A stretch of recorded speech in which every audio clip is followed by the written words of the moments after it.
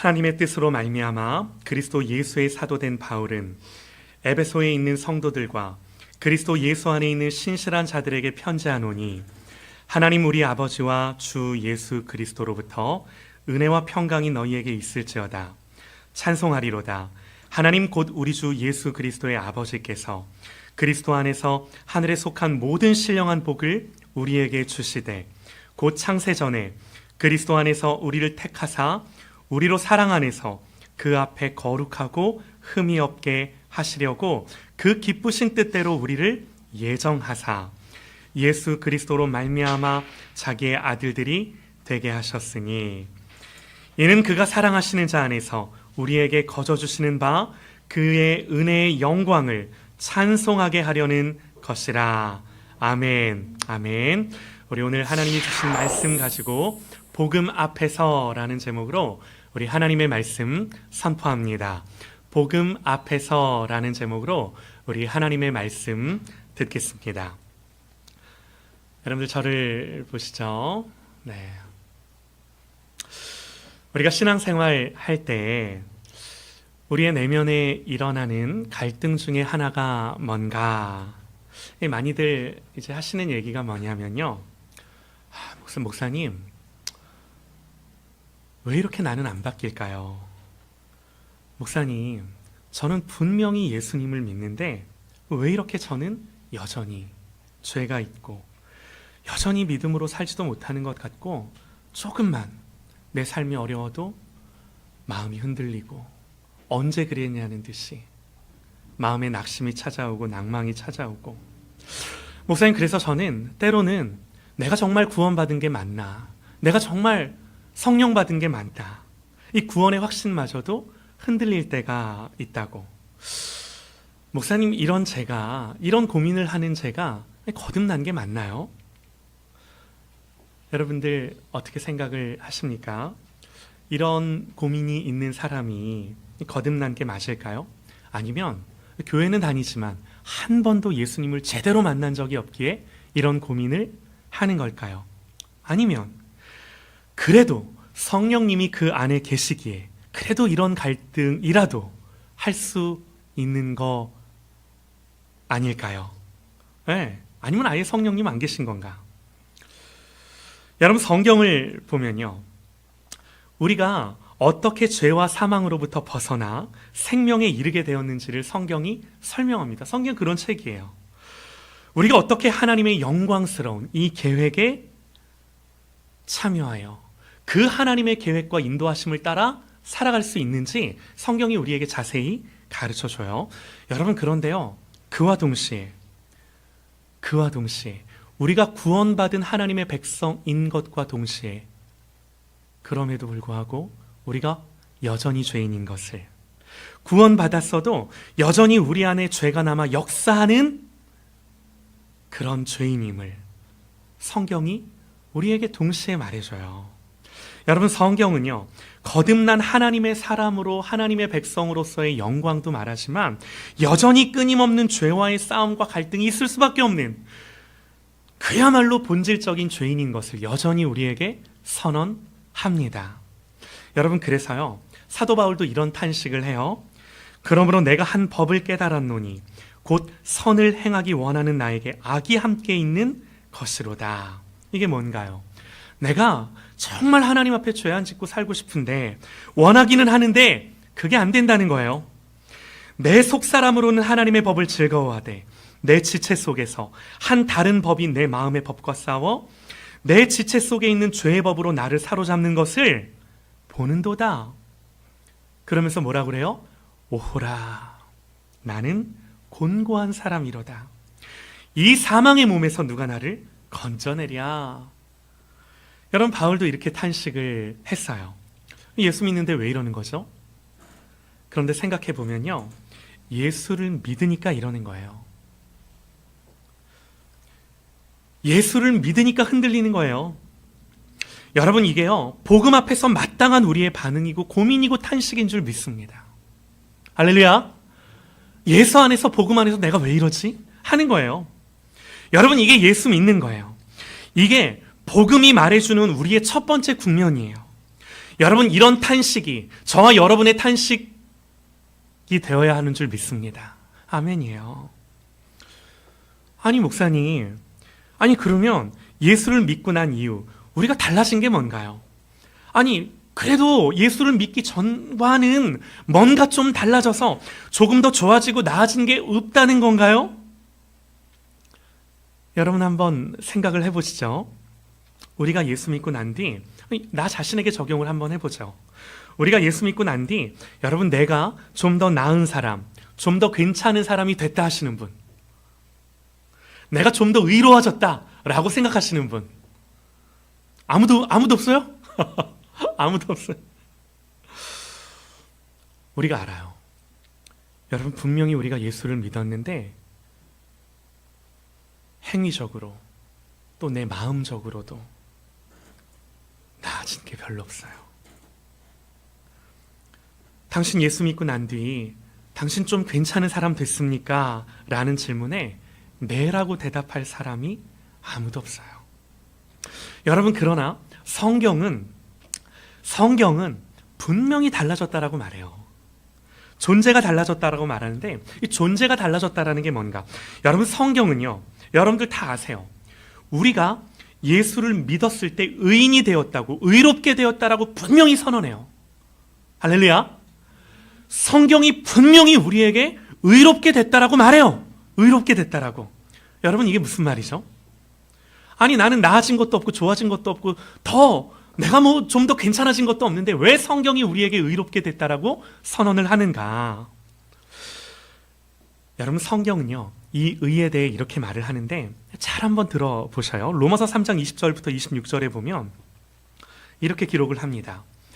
그러므로 율법의 행위로 그의 앞에 의롭다 하심을 얻을 육체가 없나니 율법으로는 죄를 깨달음이니라.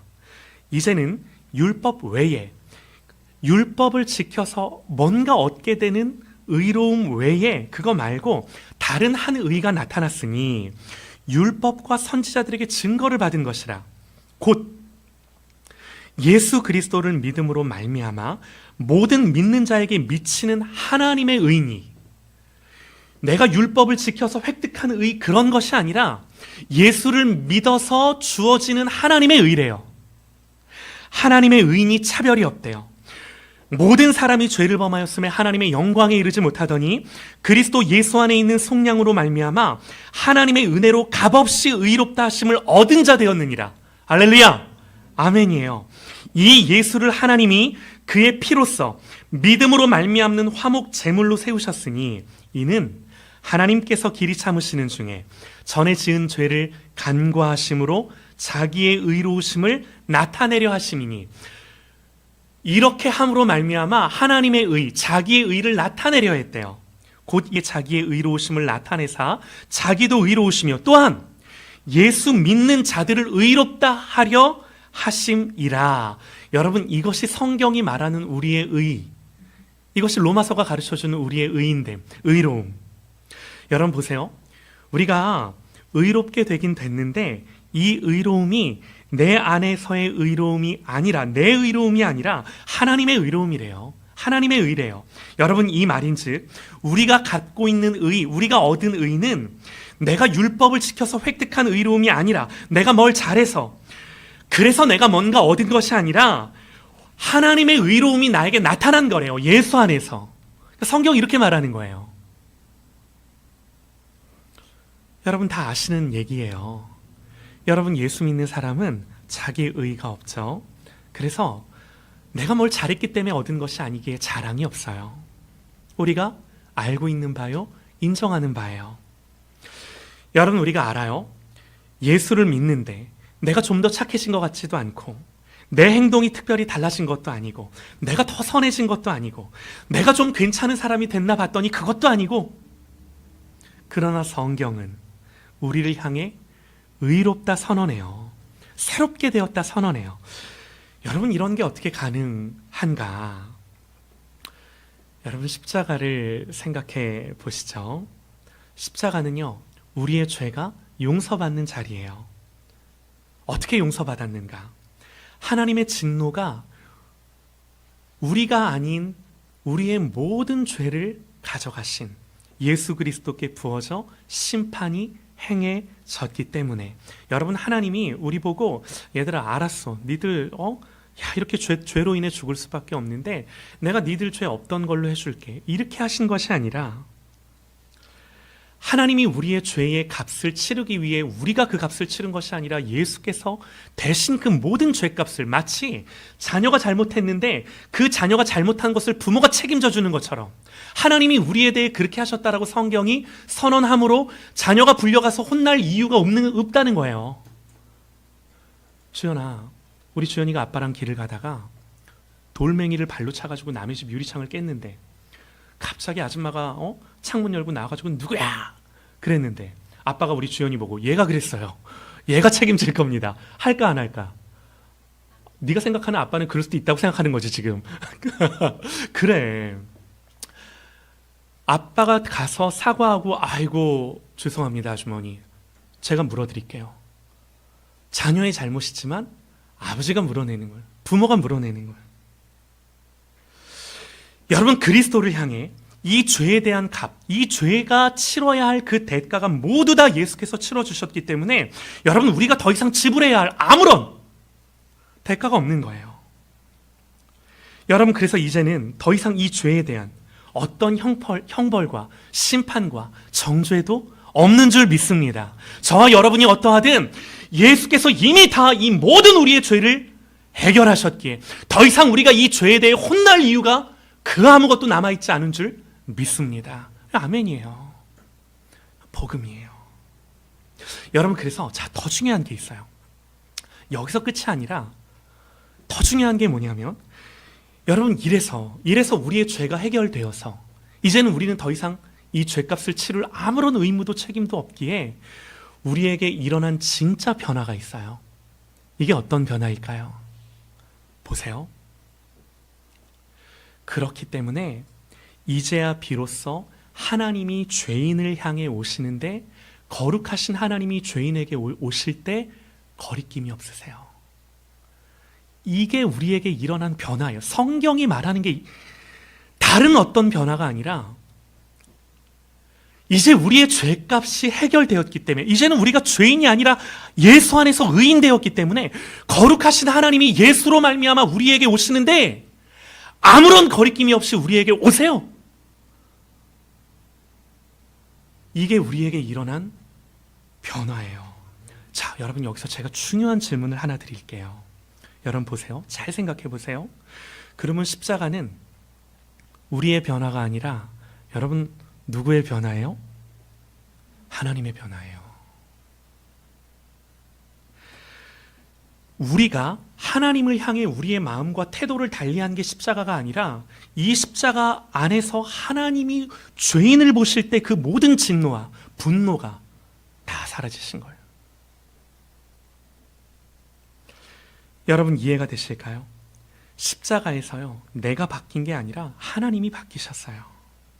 그런데 사실 이런 표현은 정확한 표현은 아니에요. 하나님이 바뀌신 것은 없죠. 우리가 죄인 되었을 때도 한결같이 우리를 사랑하셨죠. 그러나 분명한 것, 죄인을 향한 하나님의 분노와 하나님의 진노가 예수 때문에 누그러지셨고 해결되셨고, 자기 아들에게 그 모든 진노와 심판을 부으심으로 말미암아 우리에게는, 여러분, 그래서 성경이 뭐라고 말해요? 하나님의 의로움이라고 말해요. 이것이 니들의 의가 아니라 내 의다라고 말해요.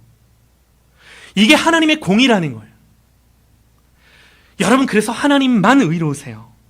여러분, 그래서 표현하기를, 복음은 우리가 변화된 것이 아니라, 우리가 하나님을 향해 우리의 마음과 우리의 태도를 달리한 것이 아니라, 복음은 우리에 대한 하나님의 마음과 태도를 달리했다라고 선언하는 거예요. 할렐루야. 아니, 너무너무 중요한 거예요. 여러분, 이 사실이 놀랍지 않나요? 하나님이, 거룩하신 하나님이 죄인에게 오시는데 아무런 거리낌이 없으세요. 이제는 아무런 걸림돌이 없어요. 성전의 휘장이 찢겨지고, 여러분, 복음은요, 저와 여러분이 하나도 달라진 게 없는데 예수 안에서, 예수님 때문에 하나님이 죄인을 향해 당신의 마음과 태도를 달리했다라고 말하는 거예요. 여러분, 그래서 이것은 우리 안에 일어난 어떤 변화가 아니라 우리 밖에서 우리의 어떠함과는 전혀 상관없이 일어난 객관적인 사실이기에, 그렇기에 여러분, 우리의 마음이 어떠하든 우리의 구원은 우리 밖에서 일어난 하나님 안에서 일어난 변화이기에 우리의 구원은 흔들리지 않는 줄 믿습니다. 여러분, 이게 성경이 말하는 복음이에요. 성경이 우리에게 가르쳐주는 우리의 구원이에요. 여러분, 그렇다면 생각해 보세요. 우리가 아직 죄인 되었을 때에 우리의 잘하고 못하고의 여부와는 상관없이 하나님이 자기의 사랑과 의로우심으로 하신 일이 우리의 구원일진데, 여러분, 이 구원은 그야말로 나의 노력이나 의지와는 전혀 상관없는 오직 하나님 홀로 하신 일이기에 이 하나님의 택하심과 부르심과 구원하심은 실패할 수 없고 포기될 수 없는 완전한 성취요 영원한 결정인 줄 믿습니다. 이게 너무 놀라운 거예요. 여러분, 이게 우리의 자리인 거예요. 여러분, 그래서요, 하나님을 향한 나의 열심과 각오와 의지는 꺾일지 모르나 나를 향한 하나님의 열심과 의지와 이 결단하심은 꺾일 수가 없으세요. 여러분, 우리의 모든 인생은, 우리의 모든 일어나는 사건들, 사고들, 그야말로 우리의 인생에 일어나는 다사다난한 모든 일들은 여러분, 이 하나님의 영원하신 구원과 작정 안에 있는 줄 믿습니다. 이걸 믿으시기 바랍니다. 할렐루야! 아멘이에요. 여러분, 이게 복음이에요. 그래서 기쁜 소식이에요. 그러면 여러분, 여쭤볼게요. 이 복음 앞에서 여러분, 가장 큰 죄가 뭘까요? 이런 하나님의 의를 힘입어 살 수 있고 또 그렇게 살아야만 하는 우리가 내 의로, 내 열심과 의지로, 내 실력으로 나를 위해 살아보겠다고 하는 것, 여러분, 이것이 그야말로 하나님을 모독하는 거예요. 여러분, 오늘 본문 말씀을 다시 한번 보면요, 3절부터 제가 한 번 더 읽겠습니다.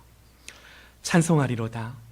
하나님 곧 우리 주 예수 그리스도의 아버지께서 그리스도 안에서 하늘에 속한 모든 신령한 복을 우리에게 주시되, 곧 창세 전에 그리스도 안에서 우리를 택하사 우리로 사랑 안에서 그 앞에 거룩하고 흠이 없게 하시려고 그 기쁘신 뜻대로 우리를 예정하사 예수 그리스도로 말미암아 자기의 아들들이, 딸들이, 자녀들이 되게 하셨으니, 이는 이렇게 하신 것은 그가 사랑하시는 자 안에서 우리에게 거저 주시는 바 그의 은혜의 영광을 찬송하게 하려는 것이라 라고 말씀을 하는데, 사랑하는 여러분, 우리가 이런 하나님의 의를 떠나 이 하나님을 의지하지 않고 그저 내 열심, 내 의지, 내 노력, 내 실력, 나의 의로 하나님이 아닌 나를 위해 나를 중심으로 살아보겠다 라는 것이 여러분, 가장 큰 죄예요. 여러분, 오늘 말씀은요, 우리의 구원이 어떻게 하나님의 주도 아래에 있는가 하는 것을 설명해 주는 본문인데요, 하나님이 창세전에 우리를 예정하셨고 우리를 기뻐하셔서 예수 그리스도 안에서 그분의 아들로서 우리를 구원하시고 결국 영광스러운 이런 하나님의 구원하심을 알아 이 하나님의 구원의 은혜를 찬송하며 찬미하며 정말 이 하나님을 기뻐하며 즐거워하는 자리까지 데려가게 하시려고, 이걸 하나님의 구원이라고 말하는 거예요. 그러면 여러분, 중요한 게 뭔가요? 신앙생활에 있어서 가장 중요한 것, 여러분 보세요. 신앙생활에 있어서 가장 중요한 것은 내 굳센 의지와 열심과 노력으로 그저 최선을 다하는 게 아니에요. 이 정도일 수 없어요. 오히려 내 의지와 열심과 노력이라는 게 구원을 이루기에는 얼마나 무가치하고 보잘것없고 아무것도 아닌지를 하나님 앞에 깨닫고 그야말로 나를 하나님 앞에 부인하는 것, 그야말로 하나님 앞에 내가 죽는 것, 그야말로 내가 하나님 앞에 아무것도 아님을 아는 것, 여러분, 이게 복음이 우리에게 가르쳐주는 가장 중요한 우리의 모습인 거예요. 여러분, 요한복음 15장에 포도나무 비유가 나오는데요. 말씀을 보면요. 나는 참 포도나무요 내 아버지는 농부라. 무릇 내게 붙어 있어 열매를 맺지 아니하는 가지는 아버지께서 그것을 제거해 버리시고 무릇 열매를 맺는 가지는 더 열매를 맺게 하려 하여 그것을 깨끗하게 하시느니라. 너희는 내가 일러준 말로 이미 깨끗하여졌으니 내 안에 거하라. 내 안에 거하라. 나도 너희 안에 거하리라. 가지가 포도나무에 붙어 있지 아니하면 스스로 열매를 맺을 수 없음 같이 너희도 내 안에 있지 아니하면 그러하리라. 나는 포도나무요 너희는 가지라. 그가 내 안에 내가 그 안에 거하면 사람이 열매를 많이 맺나니 나를 떠나서는 너희가 아무것도 할 수 없습니다. 여러분, 이 비유가 열매를 많이 맺는 싸움을 싸우라 하는 비유인가요? 아니죠. 열매를 맺으라는 싸움이 아니라 얘들아 붙어 있어. 니들 나에게 붙어 있어. 이 싸움을 싸우라는 거죠. 여러분, 이게 뭐예요? 얼마나 하나님 중심인가? 얼마나 하나님께 의존되어 있는가? 얼마나 내 삶의 지향이 때때로는 무너지고 넘어질지라도 다시금 하나님 앞에 정렬되어 있는가? 여러분, 그러므로 신앙의 시금석이 뭔가요? 단순히 누가 더 굳센 결심과 의지로 기도 많이 하고 성경 많이 봤나 하는 이런 거일 수 없어요. 우리가 기도 많이 하고 성경 많이 보면 볼수록 더 깨닫는 게 뭐예요? 내 죄예요. 하나님 앞에 내 연약함이에요. 네. 여러분, 그래서 누가 더 성공적인 업적과 성취를 이뤘는가? 하나님 앞에 이게 없는 거예요. 우리는 우리의 믿음과 신앙이 깊어지면 깊어질수록 더 하나님의 은혜를 구하며 오직 그분만을 의지하여 살아갈 수밖에 없는 사람이구나 하는 것을 아는 것이죠. 사랑하는 여러분, 그래서 다른 것이 아니라 우리의 마음이 하나님 앞에서 얼마나 가난하여 목마른가.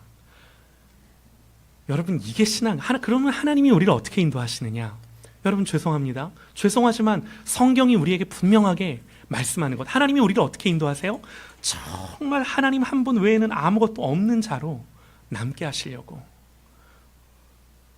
우리에게 고난도 허락하시고 아픔도 주시면서 우리를 인도해 가실진데, 여기서 팔복이 나오죠.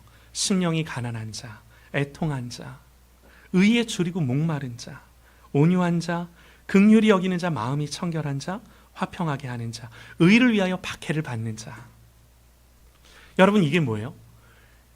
이게 하나님 앞에서 신앙생활의 우리의 모습이래요.